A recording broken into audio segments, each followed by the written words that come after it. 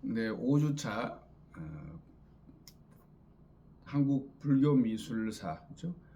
고려불화 주제 두 번째 시간입니다. 지난 여기 앞 시간에 조금 말씀을 드렸고 이제 역시 이어서 관경 서풍 변상도, 보통 우리가 줄여서 서풍 변상도라고 그렇게 이야기를 한다고 말씀을 드렸죠, 그죠? 이 가운데에는 그 각선이라고 하는 화사가 기록이 지금 남아 있습니다.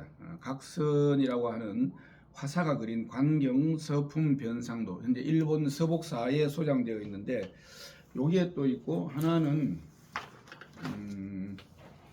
실제로 이거는 직접 보셔야 되죠. 이게 서복사장 관경 서품 변상도입니다. 여기 이제 여러 가지 이제 누각들이 있고, 그 위제이 부인이 여기 위제이 부인이 즉각하게 왜 이 아사세 왕자로부터 아버지가 감금을 당하고 하는 이런 인연들이 왜 이루어지게 되었는지, 그 깊은 고뇌에서 부처님을 뵙고자 하는 마음을 부처님이 아시고, 이렇게 허공 중에 부처님의 모습을 놔두고서 그 인연을 쭉 이야기하고 있는 관경 서품의 내용을 담은 것이죠. 여기에 있고, 그 다음에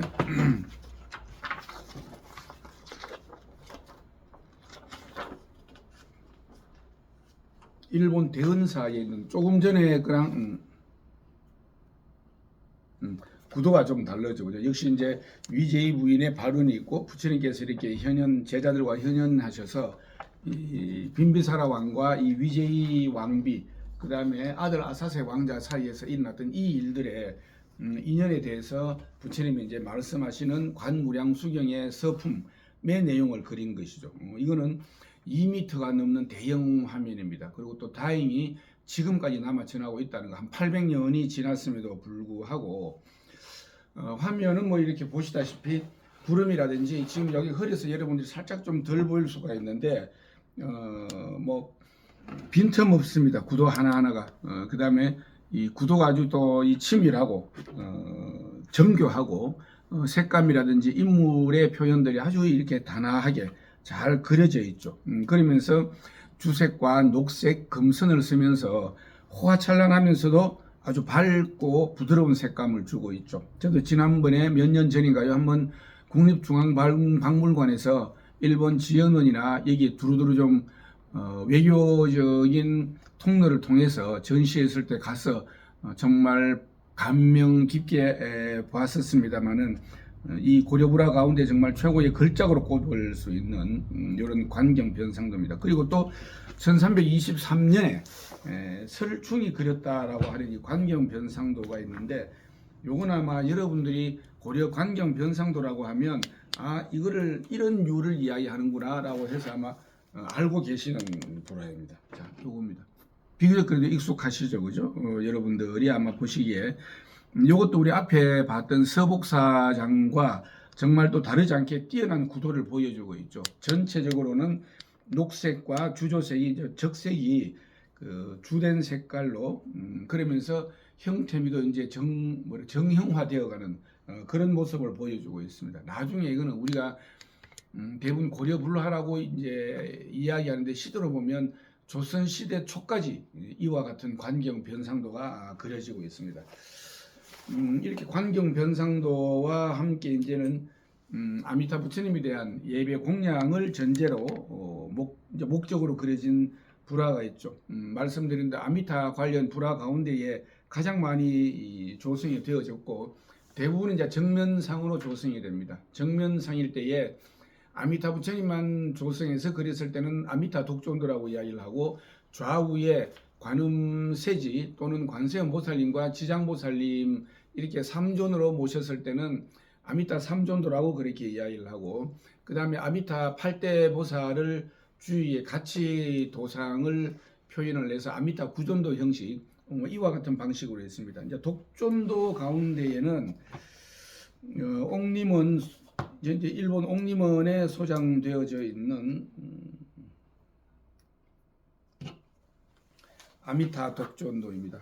이렇게 보시면 아마 그나마도 이런 것을 찍을 때에는 그 직사광선을 통해서 이 불화가 상하지 않도록 원체 조심하게 찍고, 또 우리가 그 도판을 가져와서 하다 보니까 정확하게 직접 보지 않는다면 조금 이제 원본을 유추하기에는 좀 어려움도 있기는 한데, 그러나 이 독전도로서는 이 옥림원 소장의 아미타 독전도를 현재 우리가 참 대표적이다라고 꼽는데, 다른 아미타 독전도도 사실은 거의 같은 수준입니다만은 이거는 연도가 나와 있다라고 하는 것이, 편년을 확인할 수 있다라고 하는 것이 미술사 연구에서 가장 중요한 단서를 주고 있어서 대표작이다라고 그렇게 이야기를 하는 것이다라고 아시면 되겠습니다.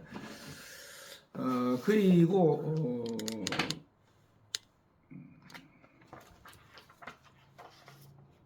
이어서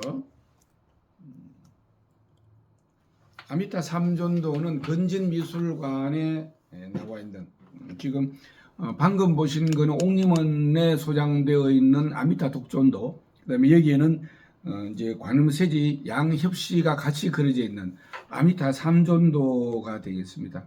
역시 보살상들의 체형도 아주 날씬하고 단아하고, 그다음에 여기에 이제 광배도 이렇게 위에 우리가 미간 백호를 중심으로 그려지는 것이 두광이고, 단전을 중심으로 해서 그려지는 게 신광이죠. 그래서 이런 신광의 선들도 삼겹으로 이렇게 그려내면서 아주 그 대작까지 현란한 이 화연문들, 꽃무늬들, 영락 장식, 그 다음에 뭐 이 가사대의, 부처님의 가사대의 등등이 정말 아주 치밀하고 흐트러짐이 하나 없는, 이 당시 수평적으로 볼 때 전 세계에 이와 같이 완미한 이 불화를 고려만큼 그려낸 그 미술품이 없다라고 할 정도가 되겠습니다. 이렇게 아미타 삼존도도 현재 이렇게 남아 있고, 이 가운데 이제 인상적인 요런 이제 그림들, 그 다음에 아미타 구존도도 우선 이게 사실은 이 미술사 시간에서는 가장 중요한 것은 어떻게 보면 시각적으로 많이 보는 겁니다. 시각적으로 보면서 색감과 구도가 시대별로 또는 어떤 우리가 신행하는 그 우리 불교 사상별로 어떻게 달라지고 구분이 되는지, 이런 것들을 보려면은 실은 많은 글을 읽는 것도 중요한데 눈으로 많은 작품을, 실물을 보는 것이 제일 중요하죠. 그 다음에 아미타 구존도는 노영 PD 부처.